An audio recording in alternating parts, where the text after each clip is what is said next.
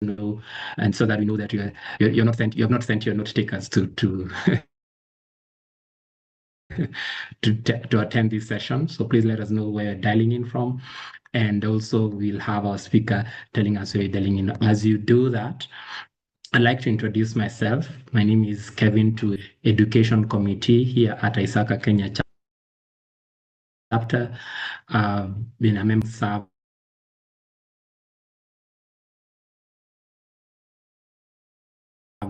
with the chapter for a while within the Special Programs Committee, the Membership and the Education Committee. And we're privileged to also have the people who make this happen, who are our secretariat, and shout out to them because all this cannot happen. They are the ones making this communication to you, and also without any strings or anything, our leadership, our board. We also have our day is not about the chapter, it's about Rodney. And I'd like to tell you about Rodney's bio. And if we can get to that, you get to see that Rodney is the head of information security assurance at the Centenary Bank in Uganda. He holds 8 certifications, including the CISSP from IC2, the CISM, CISA, CRISC, from ISACA together with the AAISM, and also CH. AIGP is going to tell us more about that, and the CIPM. In terms of where he's done his studies, he's a PhD researcher, he's a doctor. He has done computer science doctorate at the University of Kent, and he has 3 peer-reviewed publications over the last 3 years or so. And he also got a distinction still at the University of Kent in his master's in cybersecurity. He's a board member of Sanlam Alliance Life Insurance in Uganda. He's also a member of the board of IC2 Kampala chapter, and he also is part of the Global Council of the Visa CEMEA CISO Council. And he has built all these track records, and there's no one better to tell us more about his journey than Dr. Rodney Adrico. So let's put in our virtual claps. Let's invite Dr. Rodney as he take us through. Karibu sana, Dr. Sure. Asante, Kelvin. And thank you very much for the kind words and the introduction. Yeah, so as I've said, yes, my name is Rodney, and I'm dialing in from the UK, where, again, I'm resident for now, and I do a lot of the work for Centenary Bank remotely during that time. And all the other things you've mentioned, perhaps what I would say, the CIPM is the Certified Information Privacy Manager. That is by IAPP, by the International Association of Privacy Professionals, and then AIGP is the Certified in AI or AI Governance Professional, Certified AI Governance Professional, again by the International Association of Privacy Practitioners, that is the IAPP. So thank you very much, and glad to speak to everyone during this session. And it's important that we really get and delve into this for us to understand. And it's good that these things are organized, again, for people to really have good comfort and a good feel of what can be done from a security perspective, but also in terms of how we can all grow in that space, and how we ensure that everyone can see and also be able to get the value of these certifications and why they're important. Yeah, so thank you very much. We'll just delve right into it. One, in terms of understanding perhaps my journey and how that came through. From that, really, I think I started working out as a dev. So I was actually doing a lot of general IT, but majority of what I was doing was especially around the area of development of initiatives in terms of coding. I think that was really general, but also along the way adopted some trades and some work in the area of general IT, whether it is networks administration, systems administration, and also general IT service management. And of course, now when we speak, I'll come back to how or why these things are actually important for someone to really have that general IT knowledge.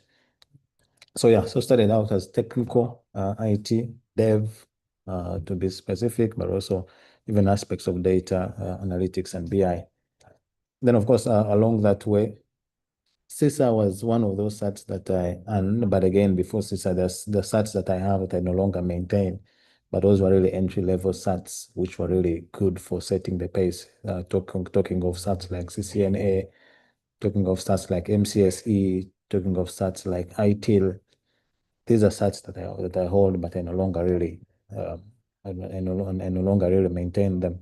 But the core is that there was a lot of knowledge that came in from those stats, even CompTIA Security Plus.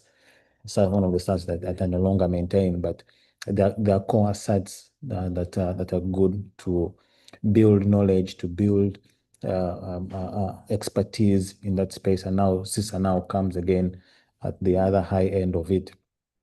So following all those stats and being able to gain that foundational knowledge, but also getting knowledge in general IT is now then when we moved into the earning CISA. And again, what's interesting there is that CISA aspect for me is what's important, because how then I move from being actual technical and doing security on the technical side in terms of the actual hands-on, and then move into audit was, I remember that time, it was about 2016. I'm not necessarily sure. It must have been 2016 when the Bank of Uganda required that all banks should really have IT audits. So things that we never had in the environment, and majority of the things that we're doing at that time were really financial statements audits. But when this directive came, and the directive was that all banks were meant to maintain their financial statement auditors as their IT auditors. But one of the cores that was required that at that time was that all banks had to submit their technical people who are going to perform these audits. And the key certification there, which was required as the mandatory certification, was that a member of that team should have CISA. And now me had already been doing all these things from the technical side of things, doing some security assessments on the side, doing some dev on the side. At that point, I was the only one actually who had CISA at the time.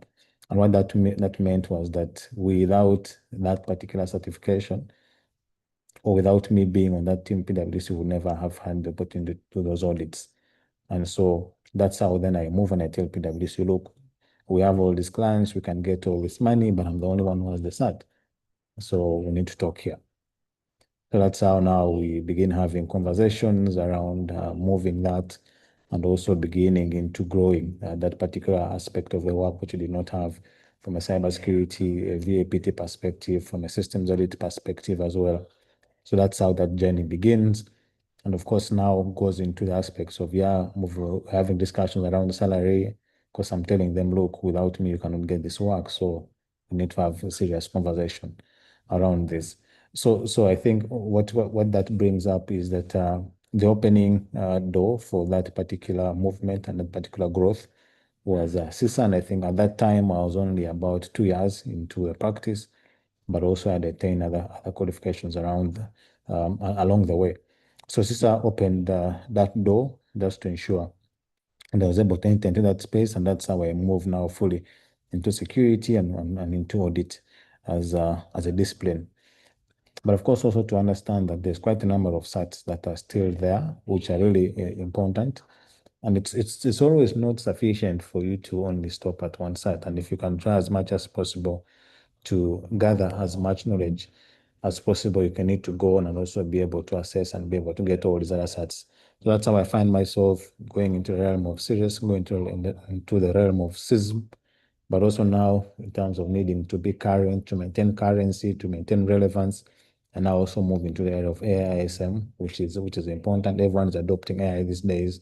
So that allows you to be able to build out governance, to be able to build out leadership, to be able to build out AI risk credentials along that path, because again, technology is evolving, and that allows you to really stay ahead of the curve.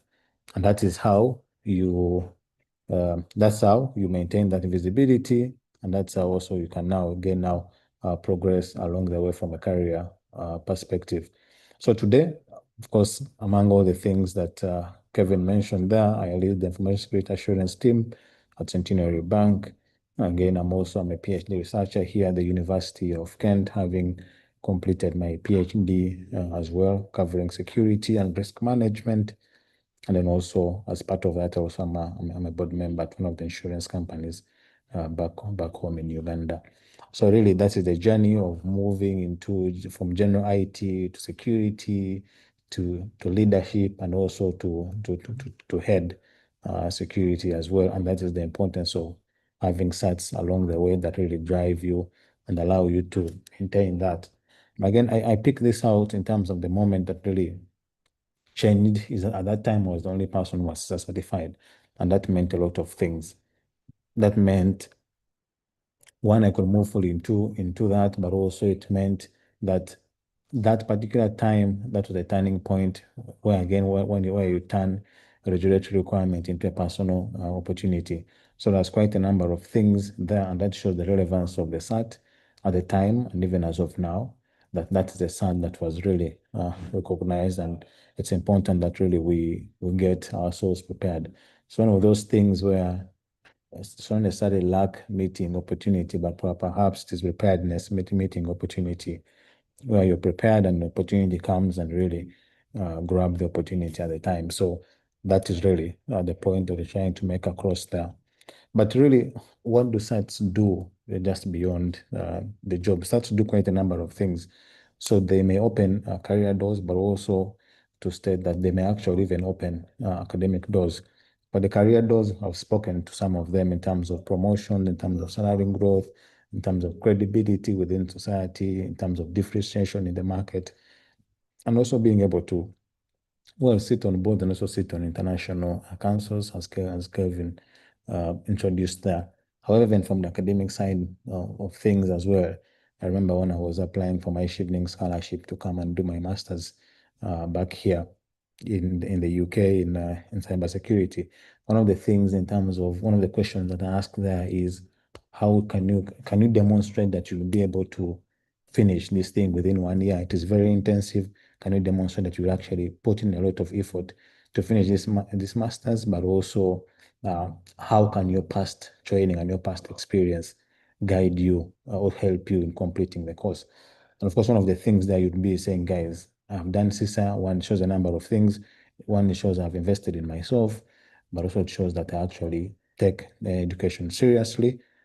Two, it shows that with the rigor that I've achieved from this CISA qualification, I should be able to finish my master's in time. And then third, even to state that I already have foundational knowledge and a good understanding of cybersecurity. So even some of the topics that are going to be covered in that master's, I've already covered them in CISA.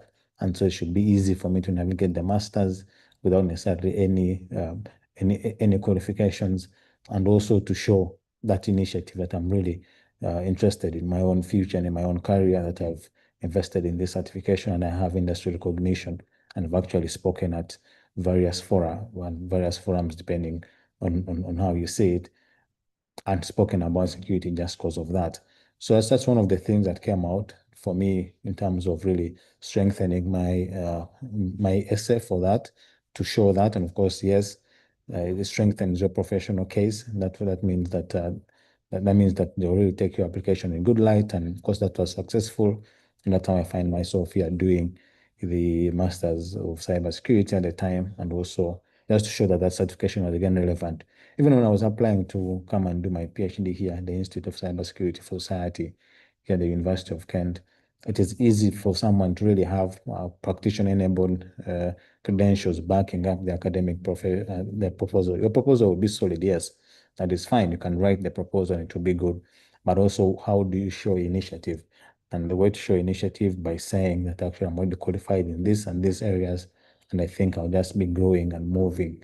So that is also something that I thought needs to come through. So it's just to show that certifications can open these doors for you from a career perspective, but also from an academic perspective. And there are doors that, when they're open from an academic perspective, are really very, very good doors. And when you get through those doors and you complete successfully, the opportunities are now rather very, very immense. So, of course, the certifications I hold, and why I think one thing about certs is really to be intentional about the certs that you hold. you don't necessarily have to hold all SATs. But again, you have whole SATs that are important to you. I was watching a video last week, someone sent me of a lady saying someone is this, and this, they have all these SATs. Why didn't they choose or someone, even some of them, some SATs were random. So there has to be really significant time time that's taken in terms of how you pursue SATs and why they're important to you. Personally, there was a certification roadmap that I used that will tell me. I remember, I don't know whether it's still there. One of the guys, CompTIA, had a certification roadmap where they'll tell you at the beginner, these are the 10 SATs that are here, at the intermediate, these are 10 SATs here, at advanced, these are another 10 SATs, at expert, these are the SATs. And so I will go around all those parts and say, even when I was still beginner, I said, beginner, okay, I see they put security plus here, perhaps let me do that. They've put CCNA here. Then after I come to intermediate, then I come to advanced where they put the CISA, the CISM, then the serious, then again, you also move there to the areas where they say the expert, the CISA appearing there, the CISSP there as well. So it's about looking and walking through that, and they'll show you parts and they say, this is for someone in security, this is for someone in dev, this is for someone this is for someone perhaps in BI. So they'll really show you that. So for me, really, why I hold this as and why I think they're important, this is good. It's a very entry point for you to enter into information systems audit and also to be able to have aspects of assurance. And again, regulators expect it, they recognize it, and it is good. And then CISM is good, again, for validating strategic security leadership. I think it's the credential that's most aligned to CISO track roles. So for anyone that wants to go into that space, CISM is very, very important. For people that are in risk, IT risk, again, C-risk is important. It bridges that technical risk and business decisions. And then also advanced in AI security, which I had spoken about, the aspects of maintaining relevance and currency. It is future facing, it addressing emerging AI governance and risk. And that is a SAT that even that we need to be giving attention for people that are in security, whether it is AISM or even AIA. Those are really stats that we need to be giving attention. And you really need to be strategic in terms of how you choose these sets. Because mine is they are complemented by CISP, by CIPM, by AIGP, and CEH. And for me, really, this knowledge is needed because as you go higher along the chains, you need to have a good understanding of everything. You're expected to know a number of things. Sometimes don't really know them, but you're expected to have knowledge of things. If you really have a good knowledge of things, you really be differentiated because the idea and the general consensus around the public is that as someone moves higher and higher the corporate ladder, the technical acumen is meant to reduce and the business acumen actually increases.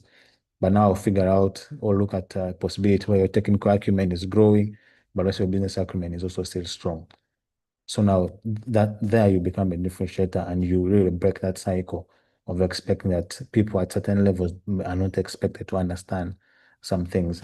And for me, what I said I'll come back to in terms of the general knowledge and general starting out in IT is whenever I'm talking about security, whenever I'm talking about assurance now, it is very unlikely that anyone is going to lie to me because I've done networks, I've done system administration, I've done dev. So if I'm looking at aspect of DevSecOps, you're not going to tell, you're going to lie to me about it. If I'm looking at AD issues, sysadmin is not going to have issues with me if I'm doing configuration reviews for a router, for a switch, and I'm looking at the firewall configuration, seeing again that I've done that before. It really becomes very hard for anyone to lie to me. So these certifications really have your own path, plan for them, and do one that is best aligned to your own path. I'll not speak to this. Yeah, of course, doing all those things, I've achieved some recognitions along the way. Yeah, top achiever for this is for the CISA, for the series, for the CISM, and for the AIS, ISM. And again, that is the, how do they call it? Highest pass mark or highest percentage. But again, this is just to show that we just need to, it's good to do these sets, but also good for us to strive for excellence in whatever we do. So it's not just about finishing the exam, but again, ensuring that whenever you do these things, you give them as much detail as you can to ensure that as much time as you can to ensure that you finish at the top of the cohort and be able to get all these top achievers sets. but also it's not necessarily even at a certain level, even in whatever you do. Even I remember even for my bachelor's at the time, I was the best student, best graduating student that year as well, during my master's. So it's really about excellence at my bachelor's, at my master's back here in the UK.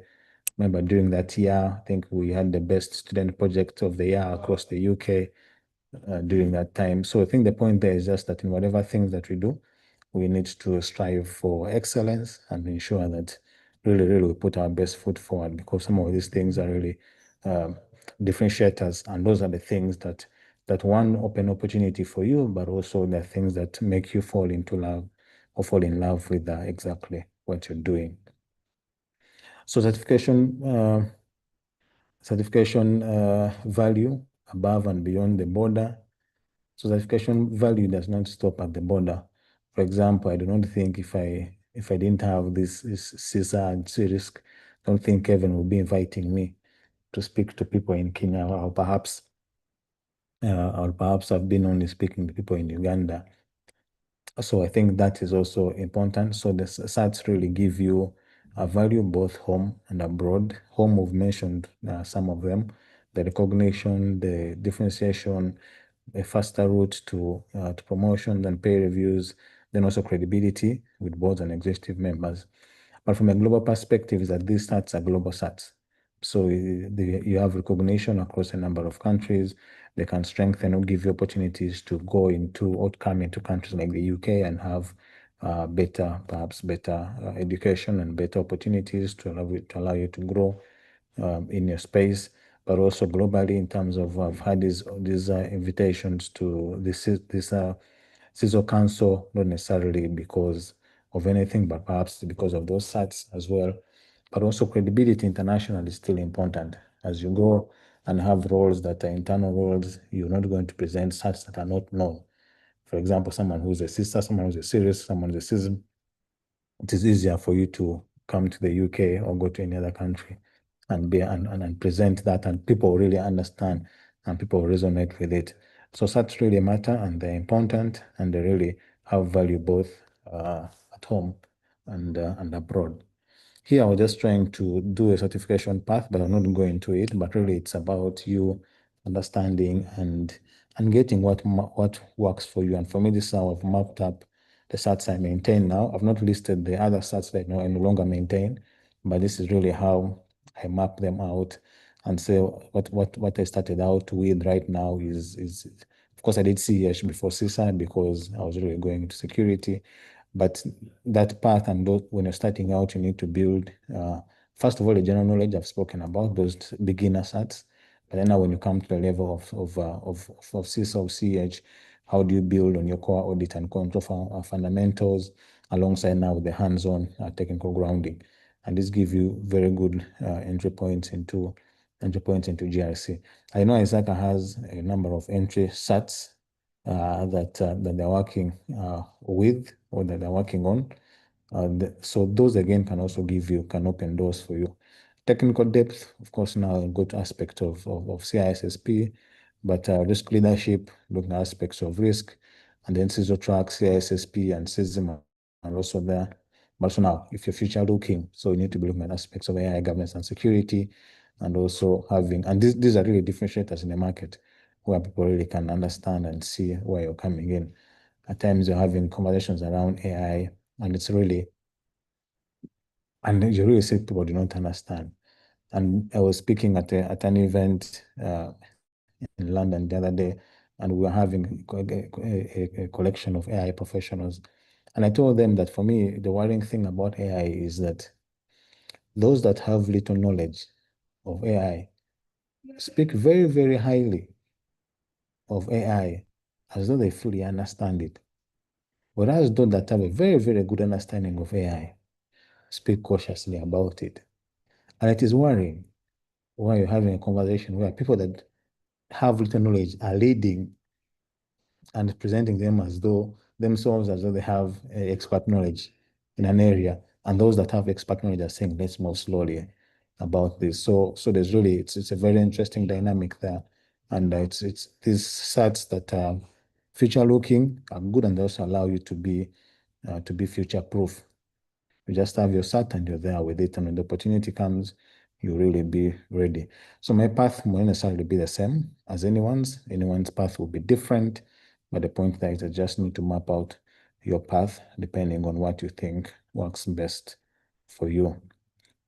So the key takeaways here as I conclude is that one, certification is proof of competence to both your employers, to both regulators, to even to scholarship panels, because they establish trust. For example, if you have a scholarship panel of people that are in the UK, and for example, you tell them you've studied from, let's say, hypothetically, Naivasha University, if such a uni exists, they may not necessarily know that uni. But now, if you tell them you have CISA, it is very easy for them to align with that and to take notice of that. So there's that credence and that credibility it brings. But also being certified when few others are is a genuine career accelerator, allows you for more visibility, allows you for more promotion opportunities, but also for enhancements in pay. Then, as we've demonstrated, they do open academic doors, not just professional doors as well, that we've spoken about. But at the end of the day, is that you need to choose the path that matches your career stage. It's not just what is popular.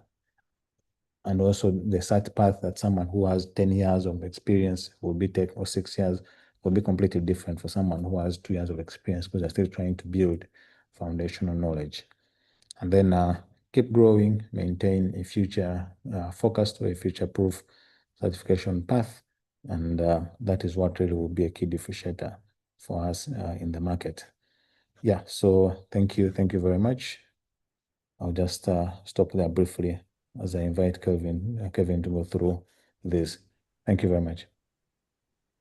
Thank you so much. Let's appreciate Dr. Rodney for that amazing. I was just having my notes filled up here. I was writing some of the things that you mentioned here. And I know we are going to be having a bit of a Q&A before we wrap up the session. And I love the fact that Doc has really gone, again, he's saying cautiously. I think he's doing the same thing when people have more knowledge, are saying you move cautiously with things around AI.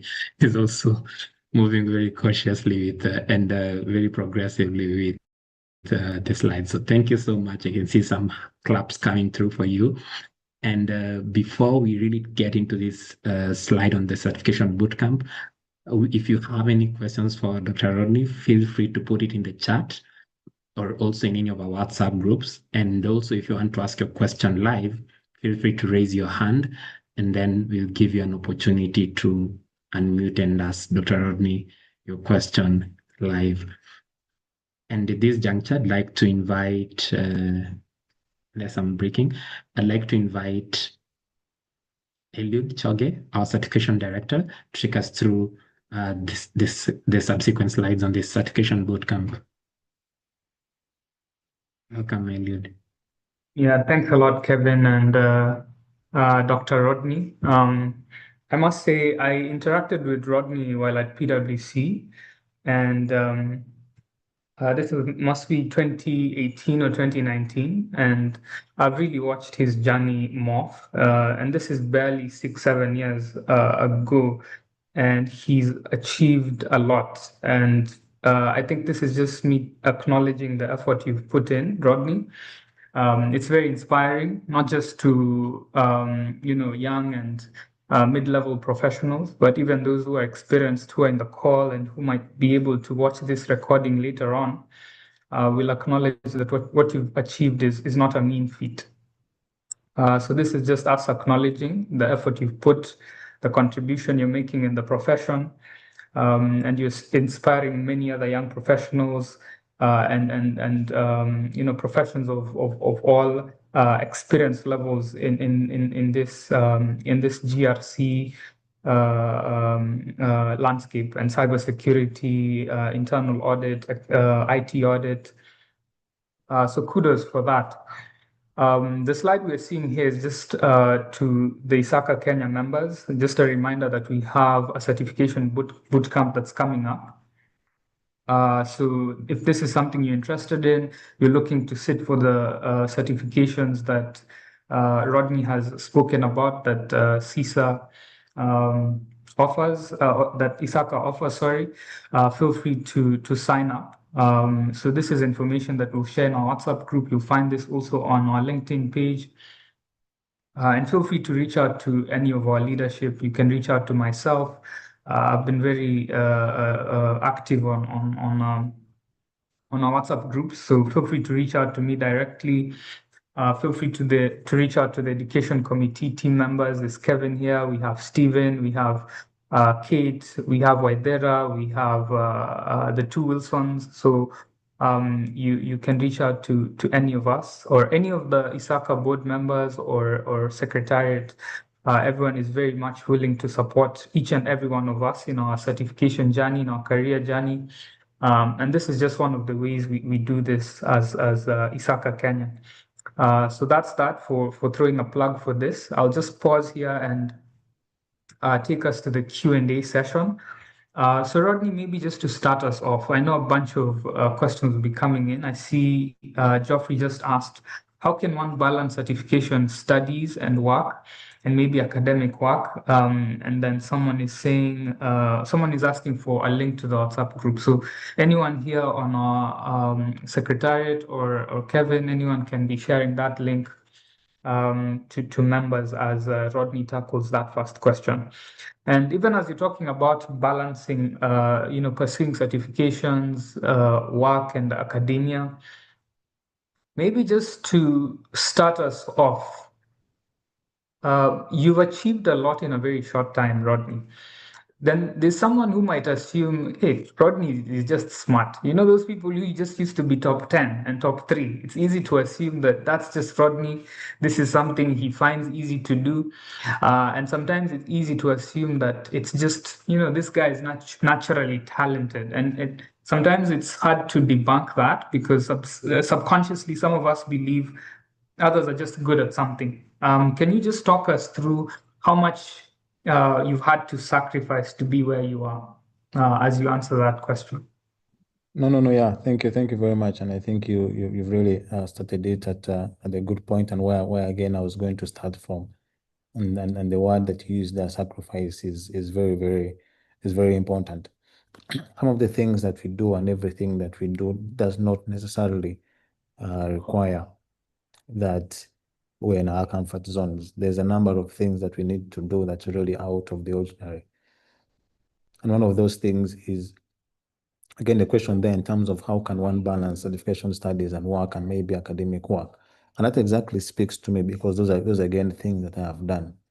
But for you to be able to get to a point in life where you want to be, you have to get to a certain point where you say, you know what, at this point where I am, I just need to cut out the noise. I need to focus on me and I need to get my things done.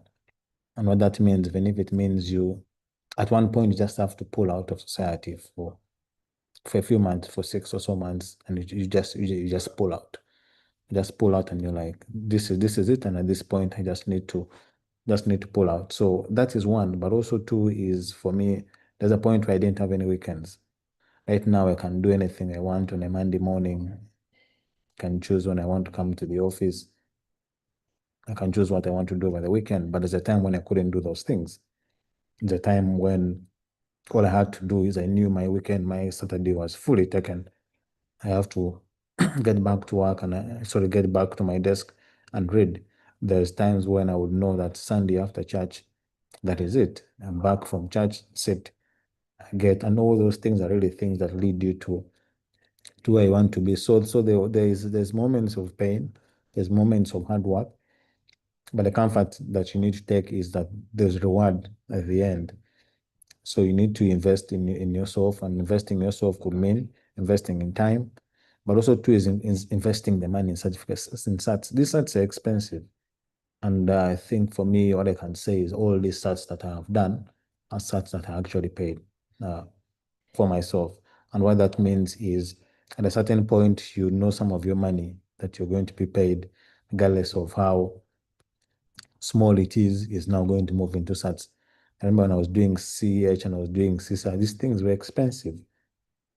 But I did them. And you see, at the time, when I did CISA, there was no business, of course, from a technical perspective and from a project management perspective, maybe there was no business case. There was no case for actually doing CISA at all because no one needed it.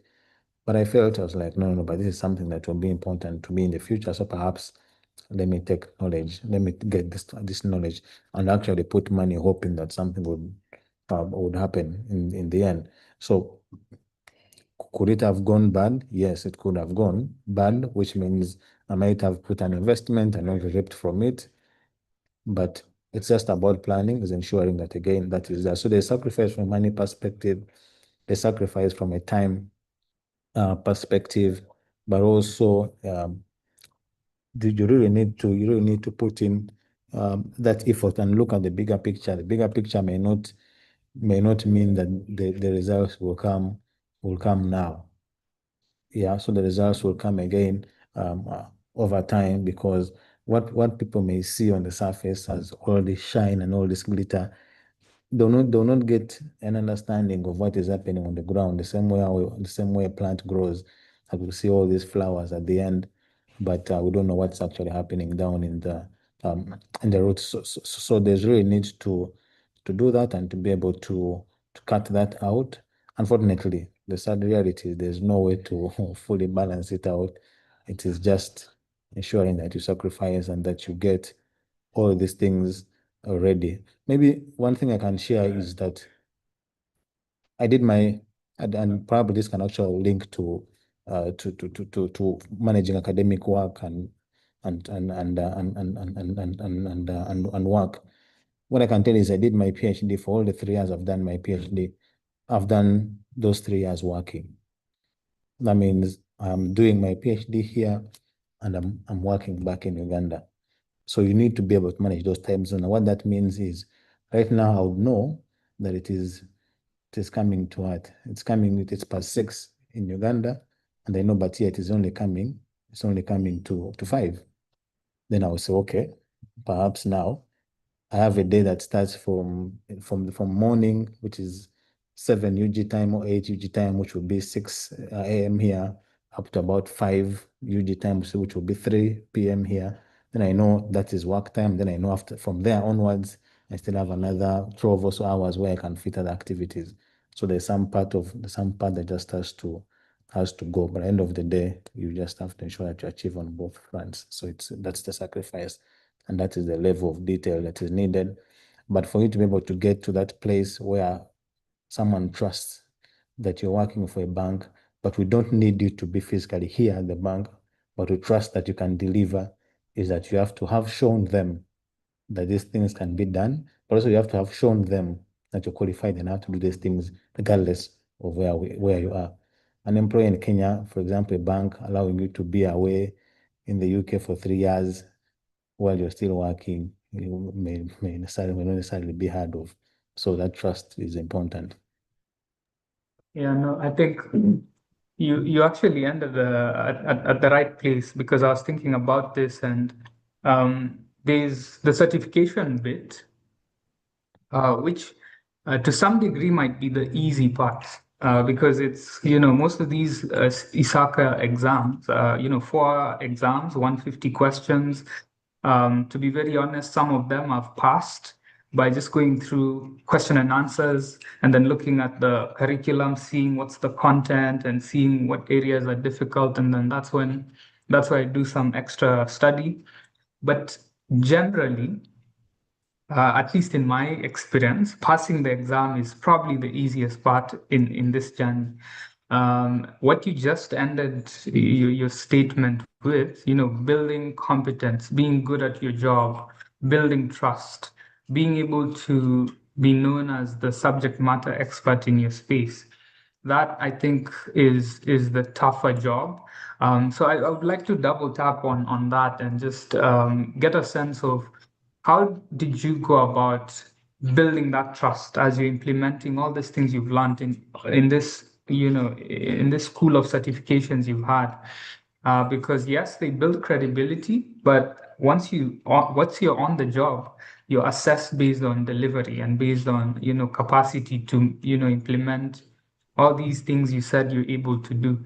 Maybe at Centenary Bank, you come from PwC, you've had this consulting experience, you've done audits, you've done cybersecurity work in an audit firm. Going into industry, what was that journey for you, and how have you built that trust to the point you get this PhD opportunity, and people are like, no, no, no, Rodney is cool. He can go do his PhD. We know he'll deliver. How has that journey been?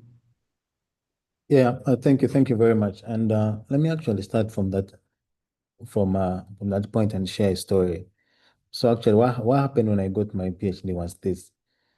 I got that PhD opportunity, and at the same time, KPMG back here in London had given me a manager IT audit job here. So that time, I mean, I'm looking at the PhD and I'm saying, but you know what? I'm not someone who likes education. I mean, yeah, I know it comes off as not true, but I actually don't like school.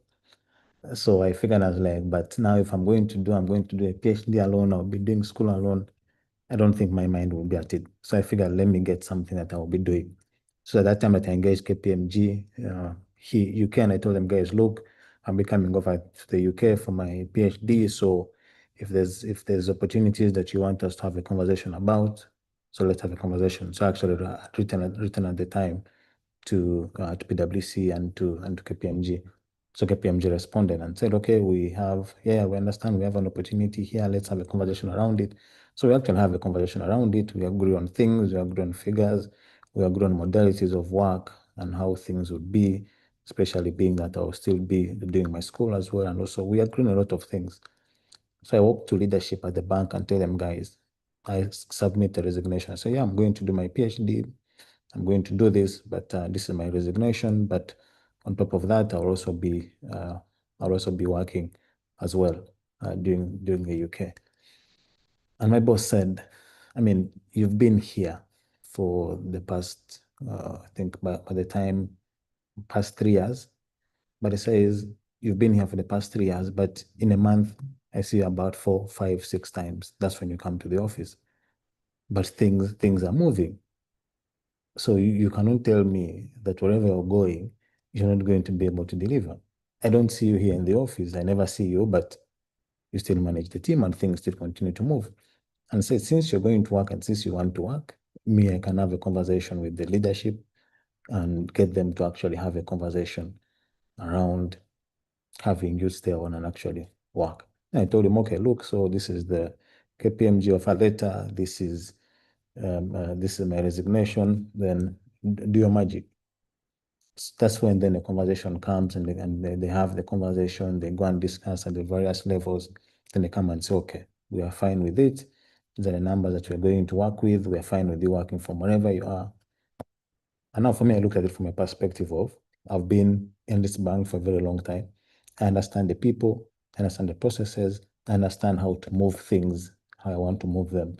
Then I'm going to go into KPMG and I have to learn new culture, I have to learn new people, I have to manage a new team. So I looked at all those dynamics and figured, you know what, the best option for me to actually do work and actually do my PhD is this other option of me saying I'm going to stick with the bank. So and I knew I could actually effectively manage my time there. So that's how actually that comes across. But then the core of the question is then how do you manage that trust? And for you to build trust, as Heidi you've said, is that the aspect of passing the SAT is the easy part. It is very basic because I can tell you some SATs you could just wake up one morning and say you're going to do them and you do it and you pass it. For someone who has experience in industry, I mean, you could do that. But at the end of the day, for you to be able to build that trust among the people that you're working with, one, there has to be consistency in delivery of outputs. You have to ensure that everyone has to see that there's consistency, there's things that you're delivering. When I came to, and for me, the easiest thing is when I joined the bank, it was during COVID time.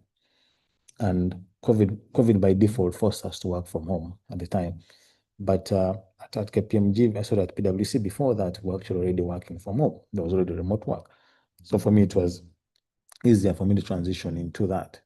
But again, ensuring that you deliver excellence even when you're there, even when you're not there, there just has to be no change in the service level, regardless of your presence or your absence in the office.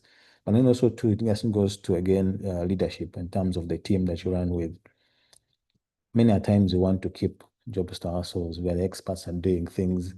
Me, I'm the one who's going to do it. You cannot have flexibility when you're the one who's doing every task. At certain levels, you need to be able to delegate. And delegation is important because it allows the people below you, one, to learn. It empowers them, but also two, it allows you to focus on other things.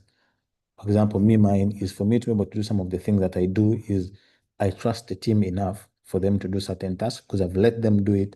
Sometimes they failed at it, but I've had conversations with them over and over again and ensuring that they can actually now do and deliver things to the level that I expect them to deliver. And all I have to do is just do like a final review or something. I don't have to do, for example, now if I have teams that do pen testing and security assessments, DevSecOps assessments, I do not need to be there to do it. So I trust that they'll be able to do it. All they need to do is give me a draft report. I'll look through and tell them, did you check this? Did you check this? I think this is missing. I think this is how we needed to go about this. And that's that. So for you to be able to build that trust, you also need to have trust in the team. One of the things I tell my team members is this. Many times people come and say, I should have been promoted and all. But I tell them, I can only promote you because now there's two things. Let's say you're at position A, you want to go to position B. But my question to you at that time will tell you, this very good work that you've been doing at position A, now you've moved to position B. If we take you to B, who will be doing that work at A? Then if you don't give me someone who's going to be doing that very good work that you're doing at position A, then I cannot promote you. It's as simple as that. Because you're so good at your work that you've not gotten someone else to do it the way you do it. So if I move you from that position and promote to another position, there's no one to do what you're doing, then we have a gap. So it's about also getting the team to empower the others to ensure that everyone understands that all of us in that chain have to perform for us to be able to have the flexibility that we need to be able to have. So there's that as well, but also that's the point of ensuring that there's always consistency in the work, but there's always the team. There's some meetings I attend and I don't go. I'm expected to be there, but I'll just send someone who is my deputy and tell him you're going to attend that meeting. But the expectation is that when he goes into that meeting, he's going to say things that even if I'm not there, I would have said. And what that allows you to do is, again, for people to have that trust and say, he is not here, but he has a very well empowered team, that the position that they provide will be the same position he would have provided. Once in a while, they'll say something that you don't agree with. But again, that is something now you guys can handle it on the side and say, okay, yeah, you said this, but I think perhaps we should have done this. But by and large, you empower the team for them to be able to say things and for people to know that even in your absence, things will get done. But to be able to develop that consistency, to be able to develop that trust means that you just need to have a high level or set a very high bar for yourself and set a very high bar for the team as well, for everyone to trust that things will always keep moving. Awesome. No, that's excellent response. I mean, there are many ways I see us stretching that response.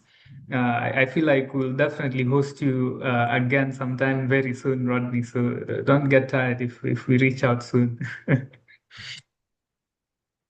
Yeah. no, So at that's this fine. Yeah, point, I think yeah, I'll be available to have more awesome. No, conversation. no, no. Now you know if you say things like that, we'll exactly quote your words the next time. Yeah, so at this point, I want to hear a few voices. I know we have about four minutes. Maybe we might stretch it a few minutes, given we started slightly late, but we'll try and keep it within the next 10 minutes max. I would like to hear a few voices from the participants. As you guys, those who attended the first session, we usually like to hear more voices than just the hosts and the guest speaker. So I want to see a few hands up. I saw there's one hand up. I don't know if Michael Gitao, you had a question, you wanted to share something. But if it's possible, if you have a question, you want to come off mute, ask a question, share, something that you've learned from today's session, something you're taking away, something you've been challenged by. I think for me, what stands out is actually, just that final response, that the certification, clearing certification is relatively easy. Developing the trust, being competent, being able to, grow as a leader in this wider GRC field and space. That's really the test. Okay, I just saw Michael's response. Yeah. Awesome. You're also doing. You're considering picking up your PhD thesis. Yeah, go for it. I mean, Rodney here embodies the best of both worlds as a practitioner, as an academic. It's also just good to appreciate that, sometimes if you have the opportunity, you can actually pursue both. Some of us might have the idea that it's one or the other. And, Rodney is an example of one who has the best of both worlds. And in my own experience, if I reflect on the lecturers I had in school, the ones I enjoyed, the lectures I enjoyed the most were those who had been practitioners in the past. So they could talk about something that, theoretically, and then give illustrations of how, in practice it looked like. So I think that's something to aim for. So just to, this is going once, twice, to see if there's any other questions. I see the attendance has been good and relatively consistent throughout the session. It means that people are actually getting value from this session. So let's see. Yeah, the final slides are really a wrap up. But just throwing back to you, Rodney, even as you think about the last words you have for the people listening, we have 65 people on call, and many others will listen to the recording. Someone is trying to put together a strategy. They've listened to this recording. They could be early career, mid career. They're thinking, I want to do these certifications, but I also want to be competent and know exactly, I don't want to waste the efforts. As you said, you're layering up these certifications. It's not just stacking up certifications. They're on a tight budget and they're thinking, should I just save up, do certifications? Should I develop competency as on the side? Maybe they're doing something that's not exactly IT audit. Maybe they're mainstream IT or they're developers and they want to switch into cybersecurity or IT audit. What do you think is a good strategy? And of course, you won't speak to everyone's scenario, but what's a good career strategy? I'm sitting here listening. I'm thinking, I want to do all these things Rodney has done. But what is a good framework to use that I can sustainably, apply to one, get certifications, two, build competence and build trust in the place I'm working, and three, develop leadership. Because, at some point, as you're saying, this becomes more than, oh, I'm just, doing an IT audit here, I'm doing a VAPT here, I'm, putting together a findings report or PBC list. How do I do that? What type of framework should I use? And some people are also thinking of academia. What I know this is a broad question. It could go either way, but I'm keeping it that way just to see, what you have for us, Rodney. Yeah. Thank you. Thank you very much. I will just respond to each of these things, although that question. But I think my beginning comment would be there is that there has to be an aspect of realism in whatever that you do. You have to be very realistic. One, about yourself. You also have to be very realistic about your expectation, but also, two, you have to be very realistic about the resources that you have at your disposal. So some of these things, you really need to have that context in mind just to ensure that whatever you do is aligned with your expectation. Because one could say that for you to be able to grow at everything or at anything that you're doing, is that the beginning point would be for you to strengthen where you are at that particular point. For example, if you're already working, one could say the best thing for you to do at that point is actually to build that competence. Because if you're working and instead of building the competence, you want to go and study instead, that's a different story. So if you're working already and you're already doing something, the best place or starting place for you is to ensure that at that whatever thing you're doing, you're very, very good at it. You're very good at it at that particular level, at that level at which you're executing it, and everyone sees the level of effort that you bring to at that point. And then after that, now you can now begin adding on the additional things. Now I've built the competence. Now I can actually do the work. How then do I ensure that I get credentialed? How then do I ensure that I get visibility in the market? And that's how I can say, okay, now let me go and now begin focusing on obtaining some certification that complement what I need to do. But also you need to be realistic. As I was saying, there's the aspect of realism in terms of what I do. I've seen people that have invested money in CISA, but at the end of the day, they have to wait for another 2 years to get qualified, because by the time they did the certification, they did not actually qualify. So that money ideally goes to waste, because at that particular point, you've not achieved the minimum requirement for you to obtain the certification. You're only going to do the paper and to ensure that you've passed. But then what advantage does that have when you only have a passing status without certification for the next 2 years?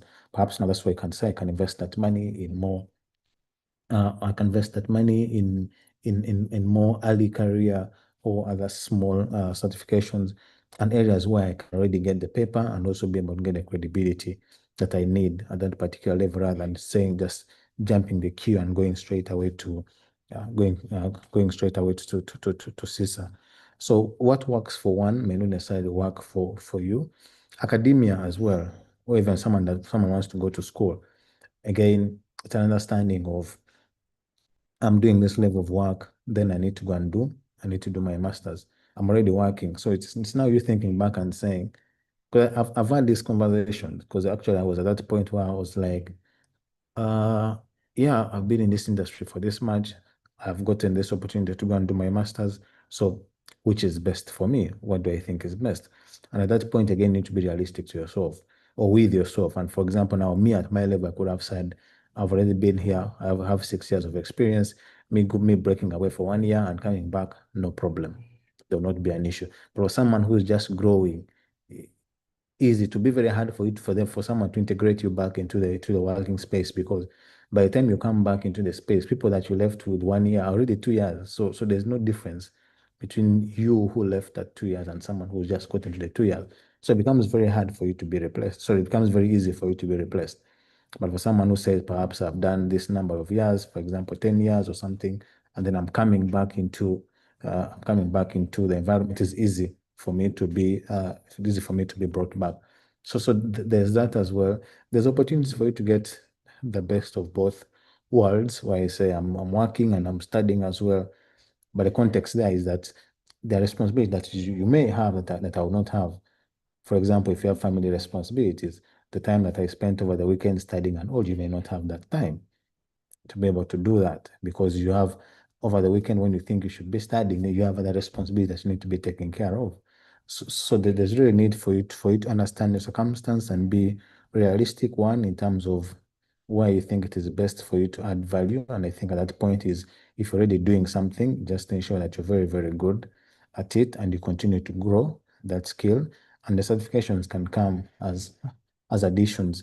But there's now the extreme situation of where I'm not doing work and I have time to actually study. Yeah, then go ahead and do that. Then go ahead and study. Invest in yourself, invest that time. Don't let that time go by, because that time will expire and you not have achieved anything. So if you really have that time as well, you just need to ensure that you do it during that time. So the point there is that there needs to be realism. There are very different nuances to it, and that depends fully on the individual. And so there's need for someone to really be able to balance those and find what works best for them at that particular time. Awesome. No, definitely. That was an excellent response, Rodney. And the takeaway there is, if you're already a practitioner, be the best you can be. And then, once you develop that trust, people know Rodney is good, Elliot is good. You can then use that trust to buy more time to, get more certifications. I know those of us here, you probably work with employers who sponsor certifications, or, they're willing to support in this journey of, you getting more time to advance, even if it's on the academia front, whether you're doing a master's or a PhD. But it still stems from, you are good at what you do. So I hope this session was of value to all of us. I mean, it's been of value to me. So thanks a lot, Rodney. This is, we term these sessions certification mentorship session, but to be very honest, it's actually just career mentorship in this space. And this has been an exceptional session. I wouldn't want to keep us longer than this. We are 7 minutes past our time, but this has been an excellent session. I've derived so much value from this. And, as we said, Rodney, we'll keep you honest. We have a few conferences coming up. If you'll be, London is not, the UK is not too far. Which city are you based, by the way? Are you in Kent? Are you in London? Or where exactly is in the UK? I'm in both places. Okay. But yeah, the UK is just 8 hours away. And also Okay. tell Awesome. people that I can chat with you in the night, and the next morning I'll be in the country. So Yeah, awesome. Yeah, I mean, we have GRC coming up. To those who are listening to me, please register for the GRC conference coming up in October. The annual conference is coming up early next year. So, I mean, Rodney, if you have time for us, we can definitely give you a slot to extend this discussion further. I know you did an excellent research around the insurance space, and we'd also want to hear more about that later on. So, thanks a lot, everyone, for sparing time for us. We respect your time, and thanks for your patience. We are having our third session a month from now, or about a month from now. Details of that will be shared, and thanks a lot, everyone, for sparing the time. Wish you all a blessed evening, and see you all soon. Bye for now.